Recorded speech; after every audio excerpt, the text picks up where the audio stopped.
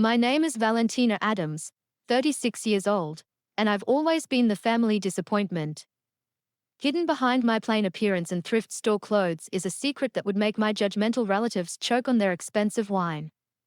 Tonight, at my parents' lavish estate, my sister Diana will toss her usual jabs about my money troubles. She doesn't know that tomorrow, my face will be on Forbes' cover. The butler's already got a copy waiting. Want to see how I shut down my judgmental family after years of their scorn? Comment where you're watching from, hit like, and subscribe for more tales of sweet karma.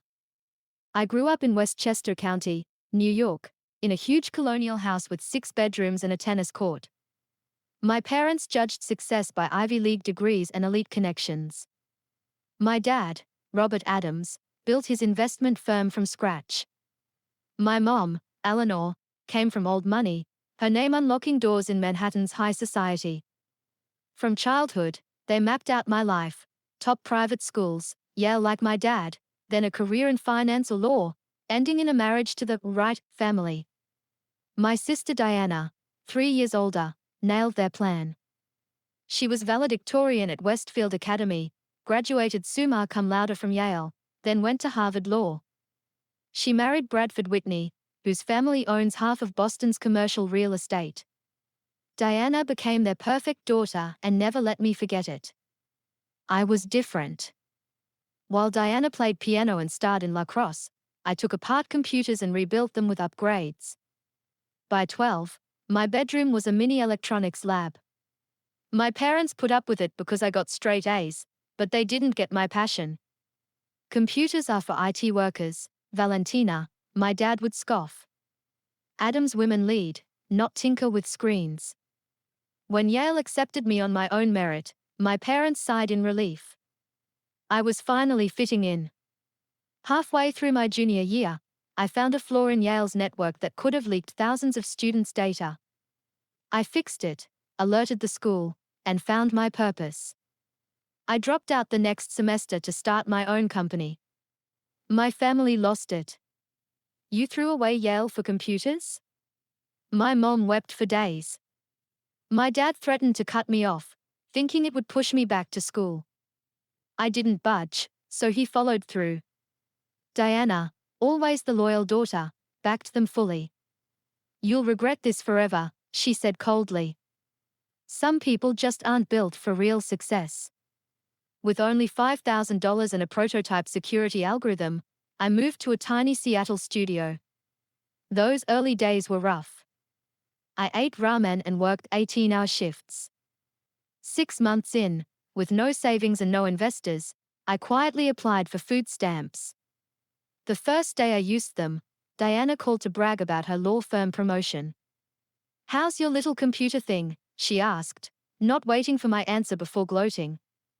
I never told them about the food stamps, but Diana found out through a friend. She slipped it into Thanksgiving dinner.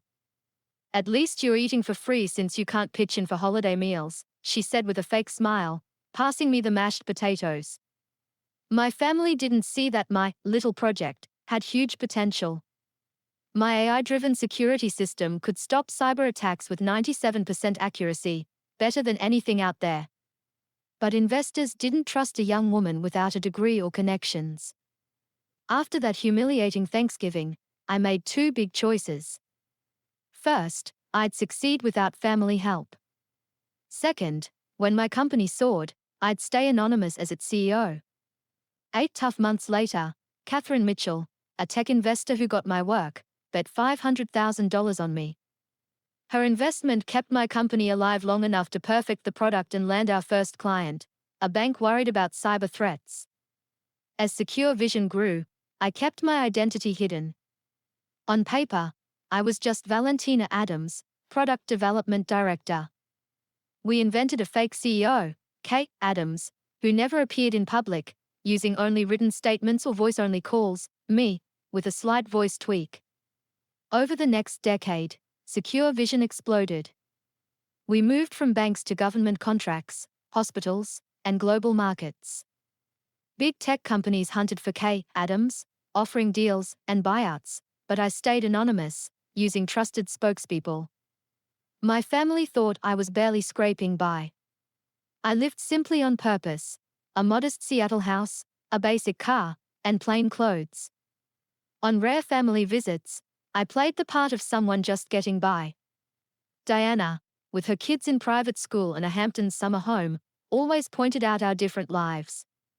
My parents weren't as harsh but showed their disappointment subtly, with questions about my savings or offers of help that felt like jabs at my failure.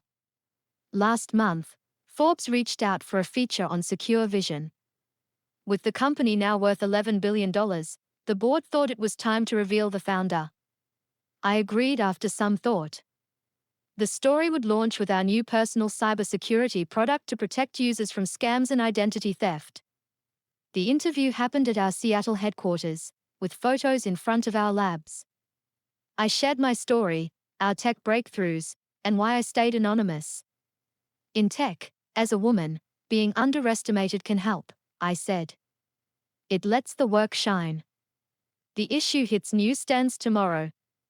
The headline: Meet Tech's Most Secretive Billionaire CEO. My net worth, at least $4.2 billion, will be public. My family will finally know the truth about their failed daughter. And tonight, by chance, is my parents' 40th anniversary dinner. My publicist called as I dressed for dinner. Valentina, Forbes is out early. Some copies are hitting homes today. My heart raced. What about my parents' area? Westchester deliveries are tomorrow, but the digital version goes live at midnight. I glanced at my watch. 6:30 p.m. dinner was at 7. I could attend and leave before the article dropped. But part of me wanted to be there when they learned the truth. A decade of their judgment earned me a front row seat. Thanks for the update, I told my publicist. I'm off to family dinner. She chuckled. Good luck. Call me after the show. I hung up and eyed my closet, tempted to wear something flashy to hint at my success. But I knew the reveal would hit harder if I looked like my usual self until the end.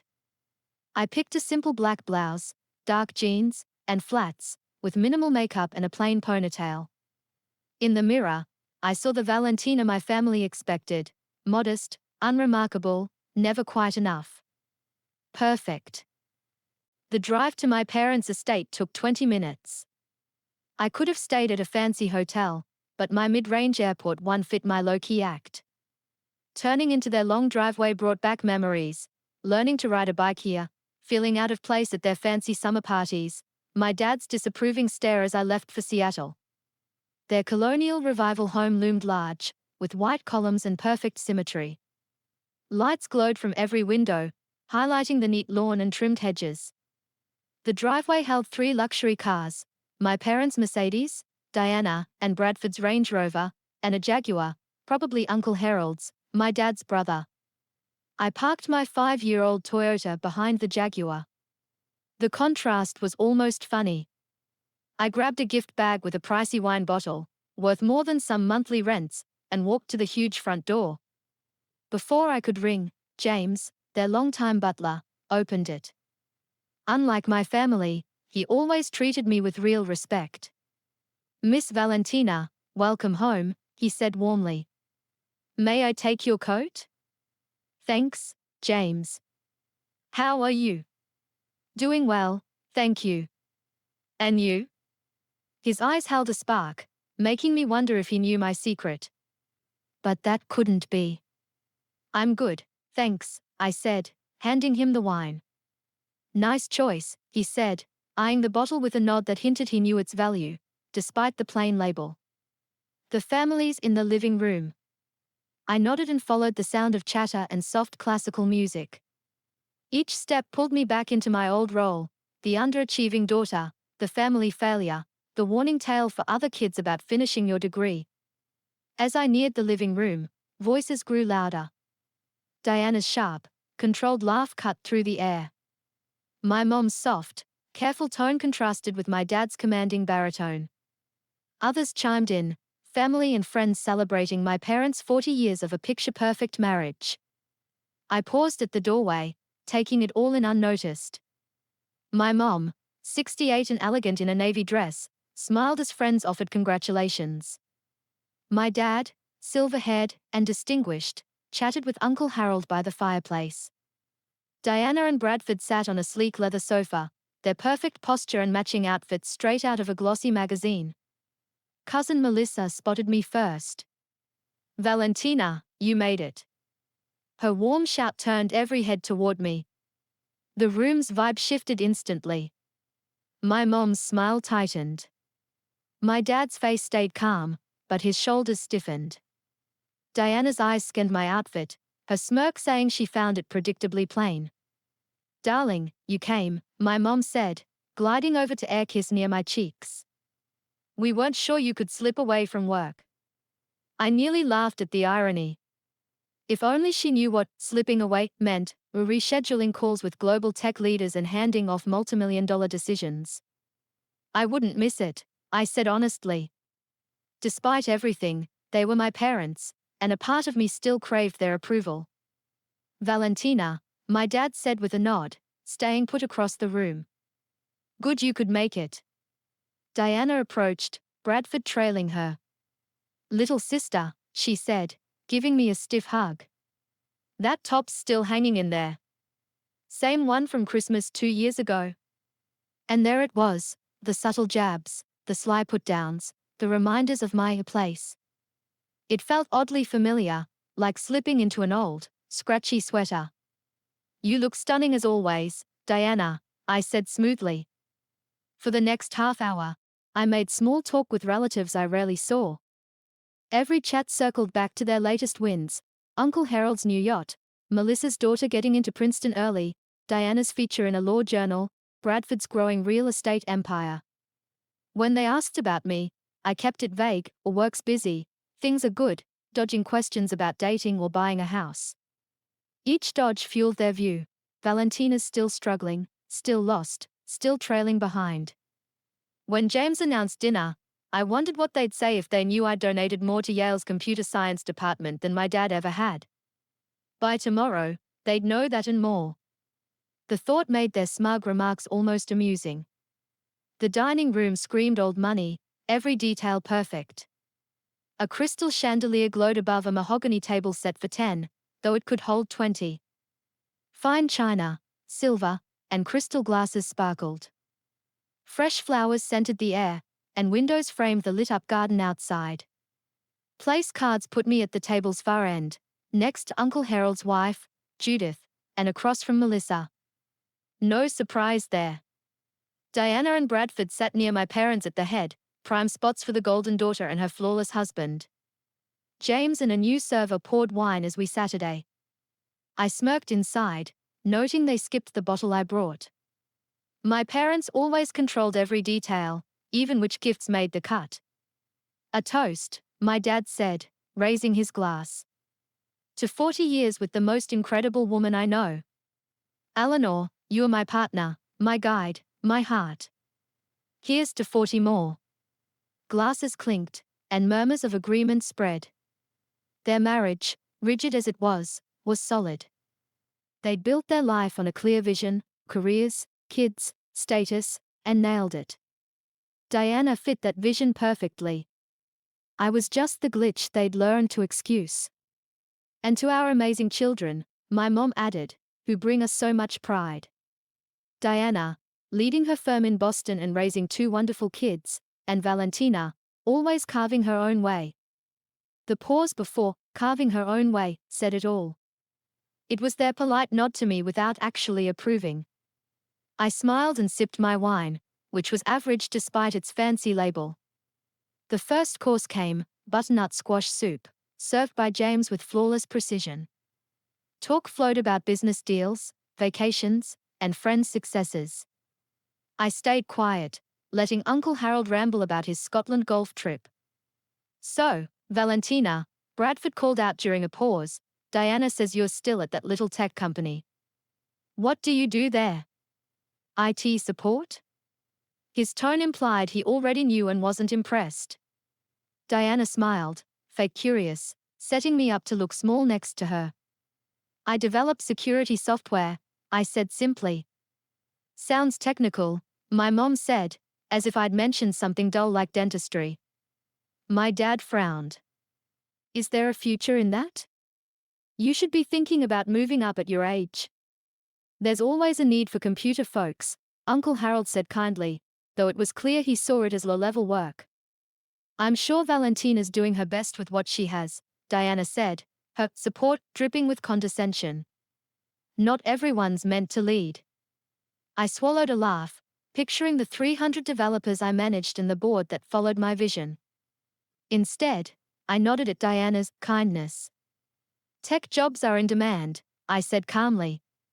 I'm doing fine. Fine's okay when you're young, my dad said. But you need to plan for real wealth, property, investments, retirement. Speaking of property, Bradford cut in smoothly. We just bought a stunning lakefront lot in the Berkshires. 3 acres, private water access. We are starting a vacation home this spring. And just like that, the talk swung back to those who'd followed the right path. The main course arrived, juicy beef tenderloin with roasted veggies and truffle potatoes. I ate quietly, watching my family like a scientist studying a strange species. Diana took over, bragging about her kids' private school feats and her big win in a corporate lawsuit. Each story was polished to sound humble yet scream success, a trick she'd perfected. The judge quoted my argument in his ruling, she said, soaking up the table's murmurs with a shy smile. Enough about my dull cases. Valentina, what's new with you? All eyes locked on me, waiting. It was a setup. Anything big I shared would seem small next to her wins. Anything small would prove I was a failure. Work's keeping me busy, I said simply. I love what I do. What about your personal life? My mom pressed. Anyone special? You're not getting younger, dear. Diana shot Bradford a warm look. A supportive partner is key to success. Bradford's been my rock, handling home when I'm swamped with cases. Connections matter too, my dad added. Bradford got Diana in with the Havshams, landing her firm their account. Networking builds careers. I bet Valentina meets interesting tech folks, cousin Melissa said kindly, though it felt off target. Mostly computer nerds, I'd guess, Diana said with a light laugh. But I suppose tech has its own kind of success. The second wine was poured, a rare vintage my dad described in detail. I knew it well, I'd bought cases last year, but I acted clueless as he rambled about its exclusive 800-bottle run. Dinner rolled on, course after course, with the same old pattern, boasts, name drops, and sly comparisons.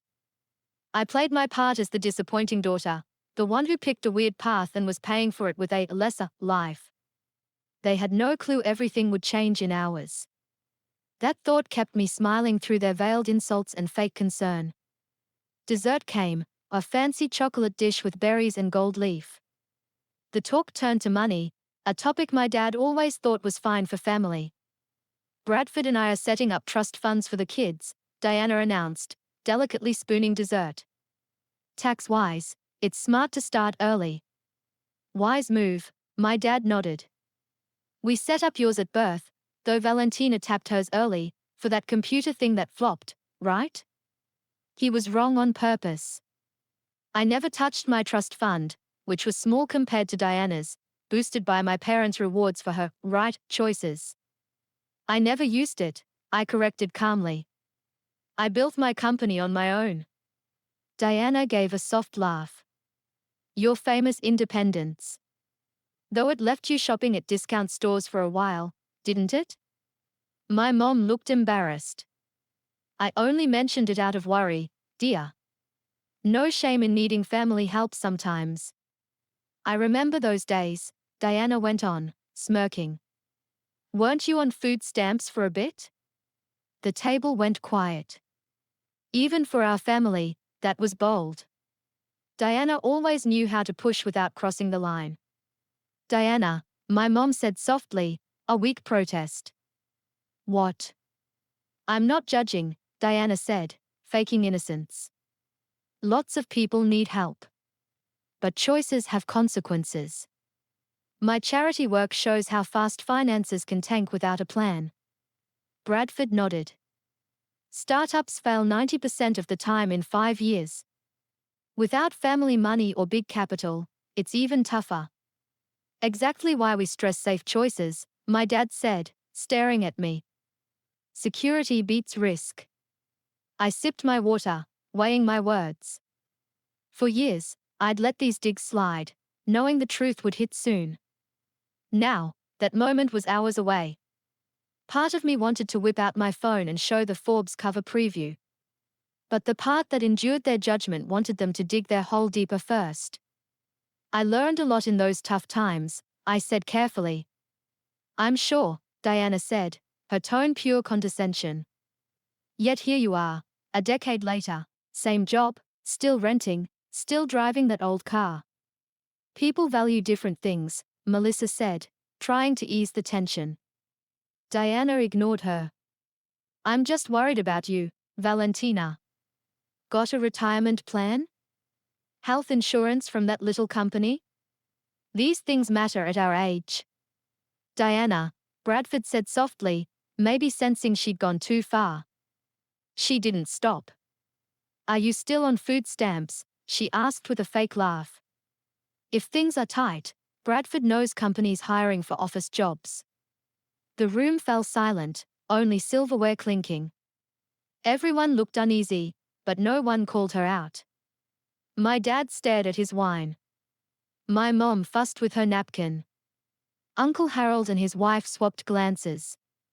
I thought of the nights on my office floor mattress, the investors who ignored my prototype, the early team who bet on me when payroll was shaky, and how Secure Vision grew from a gamble to a global powerhouse. Suddenly, I felt calm. Their narrow view of success, their perfect lives, held no power over me. Their judgments were based on a lie I'd let linger, soon to vanish. Before I could answer Diana's jab, James appeared in the doorway, unusually formal. Pardon the interruption, he said loudly. A special delivery for Miss Valentina. All eyes turned to him, then me. I hadn't ordered anything, and for a second, I was puzzled. James stepped aside, and a server entered with a magazine, its cover hidden. The timing felt staged, but it had to be chance. It's marked urgent, James said, his face blank as the server neared me. The courier demanded immediate delivery. As the server flipped the magazine, the Forbes cover faced the table, my headshot beside the headline, Meet Tech's Most Secretive Billionaire CEO. Silence hit like a brick. I took the magazine calmly, thanking the server like getting a Forbes cover was routine. I looked up at the stunned faces around the table, each showing shock in its own way. My dad, mid-sip, froze, wine glass raised, his face reddening as he processed the cover. My mom's perfect poise broke, her mouth open, eyes wide with disbelief. Diana's reaction was the most intense. Her face went pale, makeup stark against her shock. Her eyes flicked from the magazine to me, searching for signs of a prank. Bradford looked just as stunned, his usual confidence replaced by total confusion. Uncle Harold broke the silence with a surprised laugh. Good Lord, is that for real? I set the magazine on the table, letting everyone see the cover. They moved up the release, I said coolly. It was supposed to hit tomorrow. This is you, my mom stammered, pointing at the magazine, words failing her. My dad lowered his wine glass, some spilling on the tablecloth in his shock. Valentina, he said, his firm voice shaky, what's going on? I took a deep breath, savoring a moment I'd pictured for years. I'm the founder and CEO of Secure Vision. Always have been. The mysterious K. Adams the tech world's been guessing about? That's me, Valentina Elizabeth Adams. But that company's worth, and Bradford started, his mind crunching numbers. Over $11 billion, last valuation, I finished. The article pegs my net worth at $4.2 billion, but that's a bit low. Diana let out a choked noise. Cousin Melissa gasped loudly. Faces around the table showed shock, disbelief, and hints of rethinking me. Why keep this from us? My mom asked, still stunned. Your own family? I'd expected that question, but it still hit hard. They didn't get me, even now. The answer felt so clear, yet hard to explain. When I started Secure Vision, none of you believed in me, I said plainly. Staying anonymous as CEO was a strategy. In a male-heavy industry, being a young woman founder brought hurdles. Using my initials and staying private let my work stand on its own. But after you succeeded, my dad pressed, why keep up the act? By then, this family had a pattern, I said, staring at Diana. Every holiday, call, or gathering, you reminded me I'd failed, that dropping out of Yale was dumb, that I'd never match Diana. It turned into a social experiment. How would you treat me without knowing my success? You tricked us on purpose, Diana said, her voice sharp but her face showing shock, shame, and a hint of hurt. I just didn't fix your assumptions, I shot back. You judged me by my clothes, my car. In 10 years, not one of you asked real questions about my work or cared about my life. My words hung heavy. My parents shared uneasy looks, maybe seeing our past through a new lens. I always backed your computer hobby, my mom said weakly. I told the Hendersons last month how creative you are. Telling others I'm creative isn't support, Mom, I said gently. When I was struggling, this family left me on my own. You could have told us when things got better, my dad said, sounding like I'd stolen his chance to be proud. Would that have changed how you saw me as a person? I asked. A kid shouldn't need billions to earn their parents' respect. My words sank in. For the first time, my whole family listened, no phones, no side glances, no rushing to talk about bigger wins. Uncle Harold laughed loudly. Well, I'll be damned. Our Valentina, a secret tech giant. Best news I've heard in ages. His amusement lightened the mood. Melissa started asking real questions about my company and its work. Bradford, always practical, shifted gears, his face now curious instead of dismissive. My parents kept staring at the magazine, like they needed proof it was real. My dad, ever the opportunist, seemed to be rewriting our family story, probably planning how to brag about his billionaire daughter. Diana stayed quiet, her face a mix of feelings. She'd built herself up by putting me down, and now she faced a new truth. As the shock faded, their questions got sharper. What did Secure Vision do?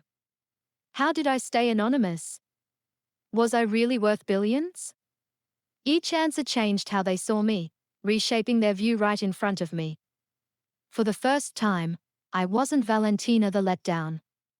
I was Valentina the winner, the powerful, the one worth hearing. It stung that it took billions to get this basic respect. All these years we thought you were scraping by, my mom said slowly, you were building a top tech company. I chose to live simply, not because I had to, I said. Seeing how people treat you when they think you're nothing was eye-opening. My words hit home, cracking their perfect worldview. My dad, always strategic, tried to smooth things over. This is surprising but amazing news, he said, raising his glass. To Valentina, who's outdone all our hopes. We always knew you had it in you. His rewrite of history might have worked before. But tonight, with their years of dismissal still fresh, it fell flat. Did you? I asked quietly. Because I remember you saying I'd ruined my life, that I'd never succeed without the right degrees or connections, that I was just playing with computers. My dad lowered his glass, not used to being called out. Maybe we got some things wrong, my mom admitted cautiously. But we only wanted the best for you. Your version of best? I corrected. Based on a narrow idea of success. Diana spoke again, her voice tight. You must have loved watching us underestimate you. Quite the clever trick. She tried to paint me as the bad guy, my privacy as a scheme instead of protection. Before I could answer, Bradford cut in sharply. Diana, We should all think about how we've treated Valentina before judging her choices. Diana stared at him, shocked. He'd never challenged her in public. Their perfect partnership cracked, showing how fast things could shift. I didn't plan this for revenge, I said honestly. At first, I hid my success to keep people's reactions real. I wanted relationships based on me, not my money. But over time, I saw this family had already decided who I was. No small success would have changed that. So, you waited for a Forbes cover? Diana asked, her sharp edge creeping back. I did the interview because it was time, I said. Secure Vision's launching a new product next month to shield millions from data theft. The publicity supports our mission. The timing with tonight's dinner? Pure chance, but I'll admit, it feels poetic. I watched their minds race. My dad was probably eyeing business deals. My mom likely pictured bragging at her club. Diana was rethinking our lifelong rivalry. Bradford saw investment potential. It hit me with a mix of sadness and acceptance. None of them saw me as a person, just a new asset. Even billions couldn't change that. As the shock eased, reactions split. James quietly had servers bring coffee and digestives, as if billionaire reveals were routine at Adam's family dinners. I can't believe you hid this for so long, my mom said, shaking her head. All those holidays, all those gatherings. Did you enjoy watching us fret over your future? It wasn't about fun, Mom, I said calmly. I don't recall much real worry, just judgment and comparisons. We pushed because we cared, she insisted. Did you? I asked. There's a difference between caring about me and caring how my choices look to others. My dad, always practical, moved past the emotions. We need to plan for the publicity, he said, switching to business mode. Your success ties to the family. Expect scrutiny, interview requests. My PR team's got it covered, I assured him. They are ready for the family angle. No surprises. Your team should link with Bradford's media contacts, Diana cut in, regaining her poise. He knows financial outlets that could spin this favorably. There it was, the shift I expected. Now that I was a success, they'd try to claim a piece of it, rewriting me from failure to family star, erasing the messy years. I always knew you were smart, Diana said, suddenly all warmth. Remember how I helped with your science projects?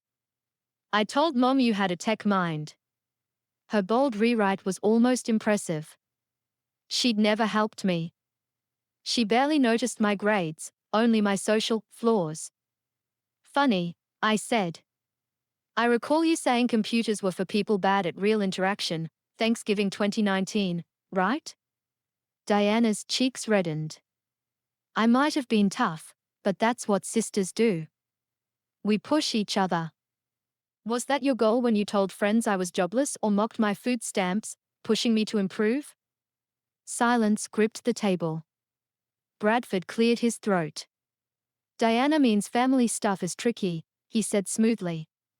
But now we can start fresh. Start fresh, I echoed, thinking it over. Funny, because I'm the same person I was when I walked in. Only your view of my worth has changed. That's not fair, my dad said. How could we know your success if you hid it? You weren't meant to know my bank account, I said. But you could have known me, my values, my passions, my work's meaning. None of you asked. My mom looked puzzled. We asked about your job all the time. You asked my title, if I got promoted, I corrected. Not once did you ask what my work means, what problems I solve, or what impact I want to make. The gap in our views was clear, and it left her confused. Well, we are asking now, Uncle Harold said warmly. What's your company do, exactly?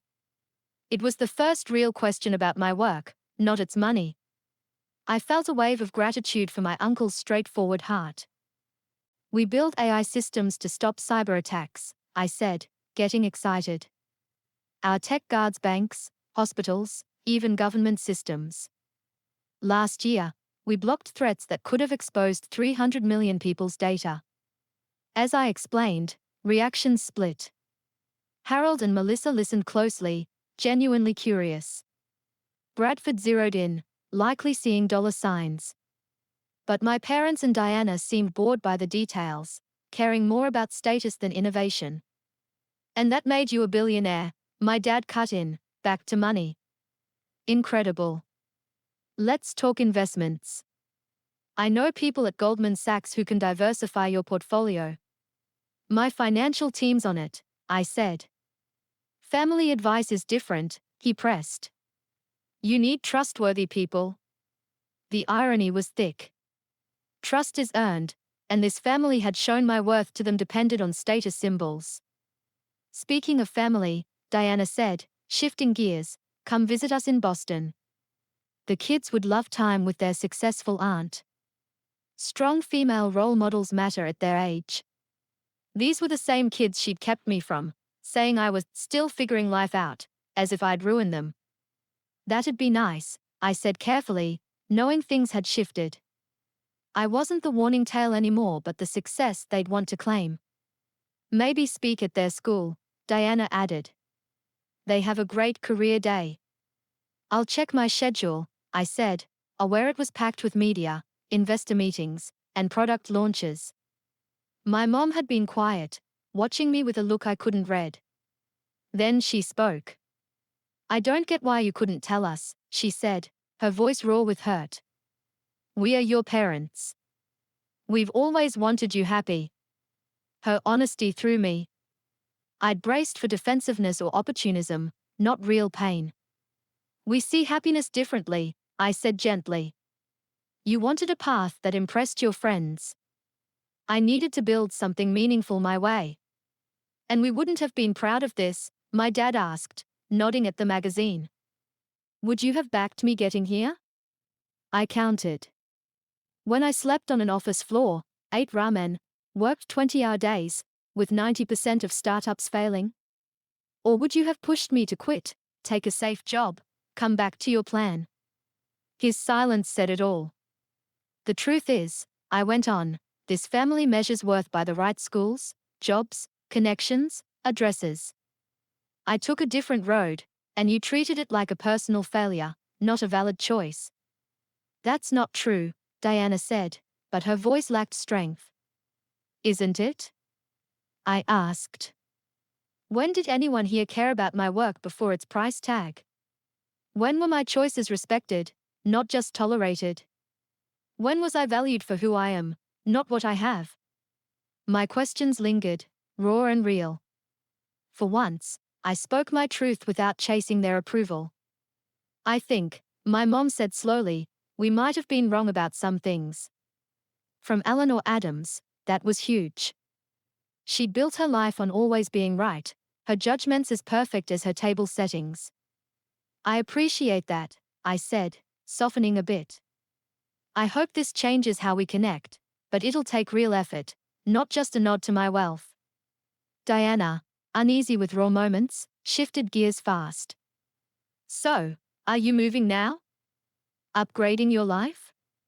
I know a great real estate agent for luxury homes.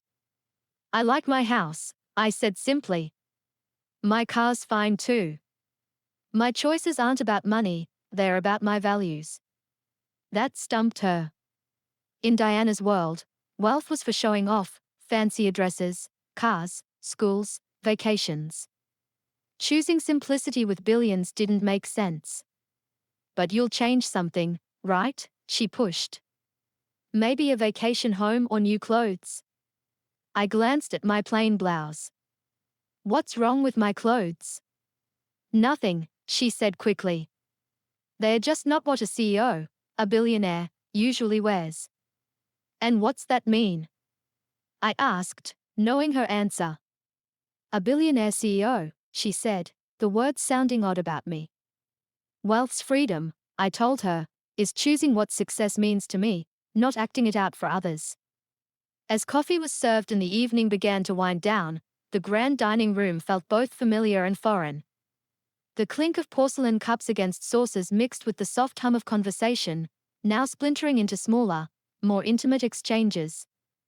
The air carried the faint aroma of roasted beans and the lingering sweetness of dessert, but the tension from the Forbes reveal still pulsed beneath it all. Bradford leaned toward me, his polished demeanor now tinged with a calculated curiosity. Valentina, have you considered diversifying into AI-driven fintech? There's a startup I've been eyeing, huge potential. His voice was smooth, but I could see the gears turning, already imagining how my wealth could open doors for his ventures. My dad, sitting at the head of the table, chimed in with a different angle. You know, our family's investment firm could use a tech infusion. Your expertise could really elevate things. His tone was casual, but the subtext was clear. He saw my success as a way to boost the Adams legacy. Cousin Melissa, always the gentler soul, shifted the focus. Valentina, what's it like being a woman in tech? It must be tough breaking through. Her eyes were wide with genuine interest, a rare break from the family's usual posturing. I kept my composure, balancing their expectations without slipping into their rewritten narrative of me as the family savior.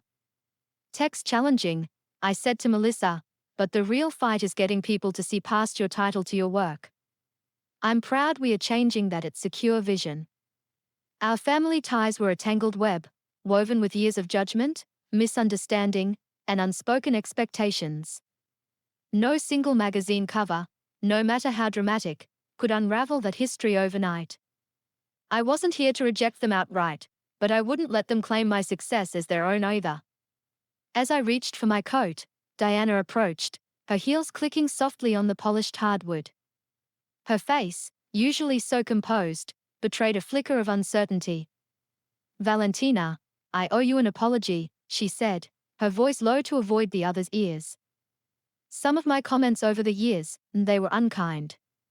It was the closest she'd ever come to admitting fault, but it fell short of owning the decade of cutting remarks and smug superiority.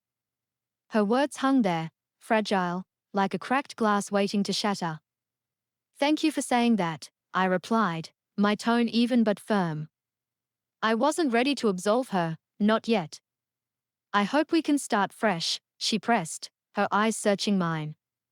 I've always admired your independence, you know, even if I didn't understand your choices. Her attempt to rewrite our history was almost laughable. Admired? She'd mocked my independence, called it reckless, a sign I didn't get how the world worked. I remembered her words at a Christmas dinner years ago. Valentina's just playing with her little computers, wasting her potential. I'd like a better relationship, I said honestly, meeting her gaze. But it has to be real, Diana. No roles, no pretense, just us as we are. She nodded, but her tight smile told me she didn't fully grasp it. For Diana, image and truth were so entwined that untangling them might be impossible. Her world thrived on appearances, perfect outfits, perfect kids, perfect life. Mine was built on something else entirely.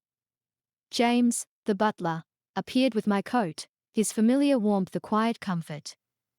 As he helped me slip it on, my mom approached, her navy dress catching the soft glow of the chandelier. Will you join us for Sunday brunch next week? She asked, her voice softer than usual. We have so much to catch up on.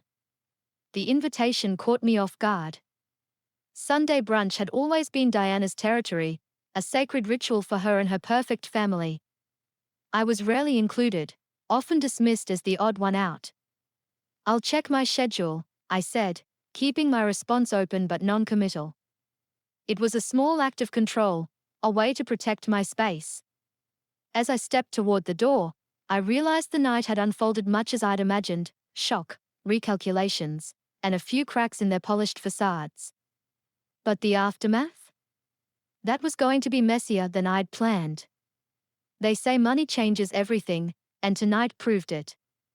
The surprise wasn't just in their reactions but in the subtle ways they were already reshaping their view of me. My dad saw new business prospects. My mom pictured social clout. Diana grappled with a rivalry turned upside down.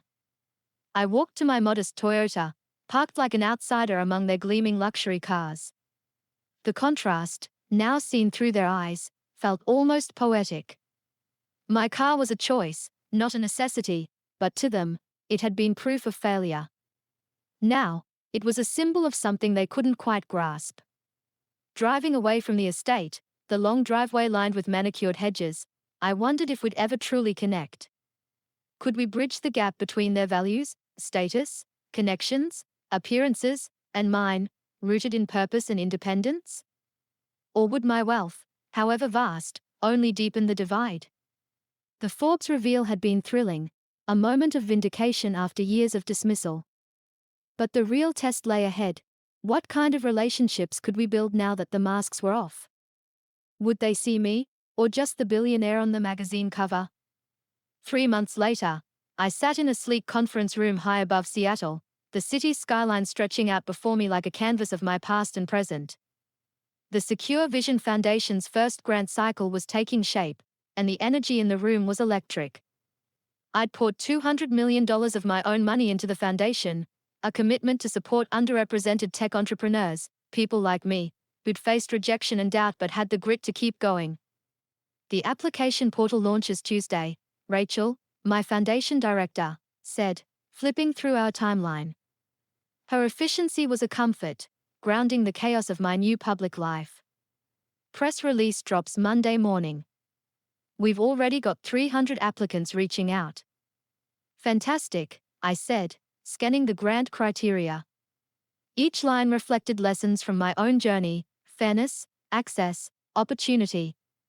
What about the mentorship program? 20 industry leaders signed on, Rachel replied, her eyes bright. 7 are women in tech leadership. Every grantee gets a mentor tailored to their project's focus.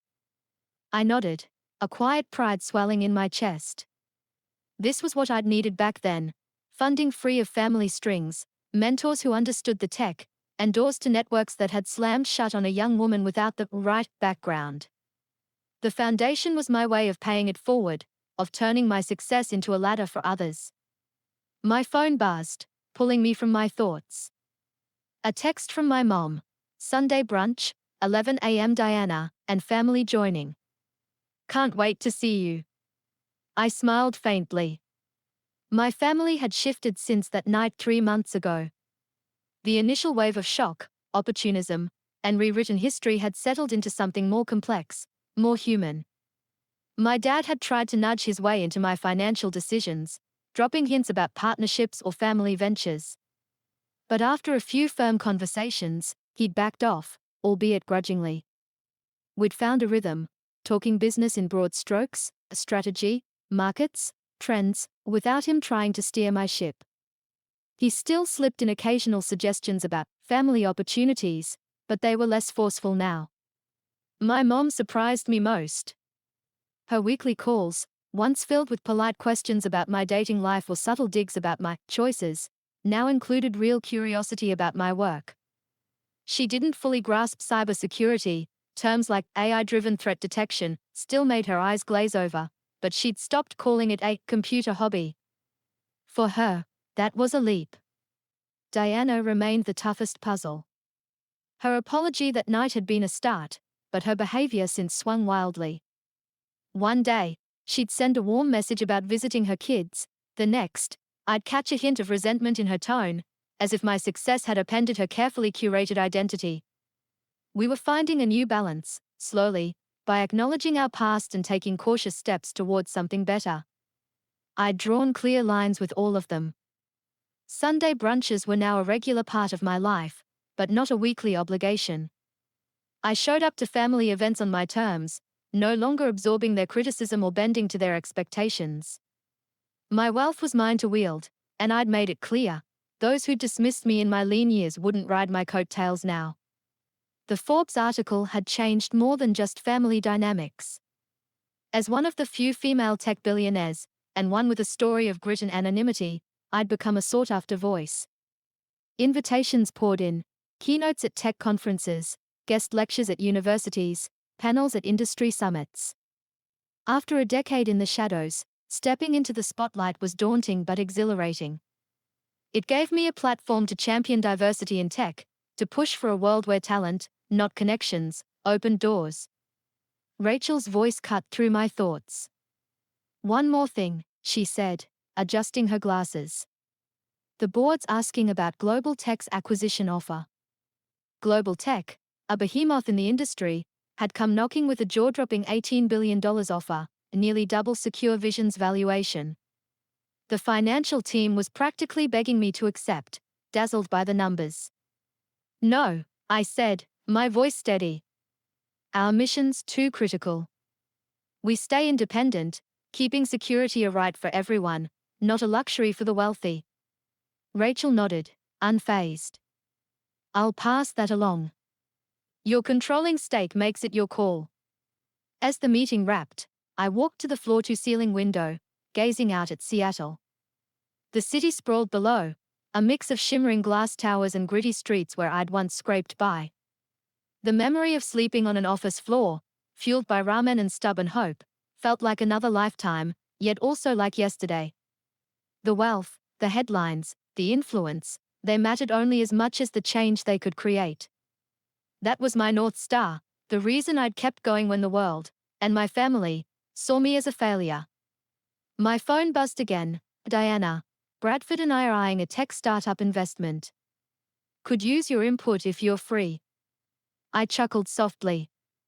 The message was a step forward and a reminder of old patterns. Diana was reaching out, respecting my expertise, a far cry from her old jabs. But there was still a hint of opportunism, a desire to tap into my success now that it was undeniable. I typed back, happy to review their plan. Send details, I'll make time next week. Real relationships, I'd learned, were built on these imperfect moments, small gestures, honest attempts, and the messy work of moving forward. That evening, I drove my battered but beloved car, kept now for nostalgia, not necessity, to a local community college. I was mentoring a group of cybersecurity students, bright kids with no fancy pedigrees or family connections, just raw talent and relentless drive. As I walked into the classroom, their voices filled the air, debating a complex encryption problem. One student, a young woman with sharp eyes and a quick mind, challenged her teammate's approach, her hands flying over her laptop. Another, a quiet guy from a tough neighborhood, suggested a workaround that made me smile. It was clever, unconventional, like something I'd have tried in my early days. I leaned against a desk, watching them work, their energy infectious. They reminded me of myself at 21, piecing together code in a cramped Seattle studio, ignored by investors who couldn't see past my lack of credentials. These students didn't need Ivy League degrees or elite networks, they needed a chance, someone to believe in them. That's what I was here for. Nice approach, Maria, I called out, nodding at the young woman. But try tightening the algorithm's loop. It'll cut down on processing time. She grinned, diving back into her code, and I felt a surge of purpose. This was success, not the Forbes cover, not my family's grudging respect, but this, helping others climb the ladder I'd had to build alone. My journey from food stamps to billionaire taught me lessons no Yale classroom could. Believe in your vision when no one else does. Define success on your terms, not society's. And family approval? It's nice, but it's not the fuel for your dreams. True wealth isn't in the bank, it's in the lives you change, the doors you open, the futures you help shape. My phone buzzed once more, my assistant. Investor call tomorrow, 9 a.m. Product launch. Tomorrow would bring fresh challenges, meetings, pitches, the rollout of our new consumer security product. The Forbes cover was fading into the background, the food stamps jab a ghost of the past. What endured was the work, the mission to make the digital world safer, fairer, more accessible. That, and the journey still unfolding ahead. Have you ever had a moment when your true worth finally broke through to those who doubted you? Or maybe you've been the one to misjudge someone, only to see your mistake too late. Drop your story in the comments. There's something powerful about proving doubters wrong, about standing tall in your truth. If this story struck a chord, hit like, subscribe, and share it with someone who needs a reminder. Their value isn't defined by others' opinions. Thanks for joining me on this journey. And always remember, the sweetest success is the kind you build on your own terms.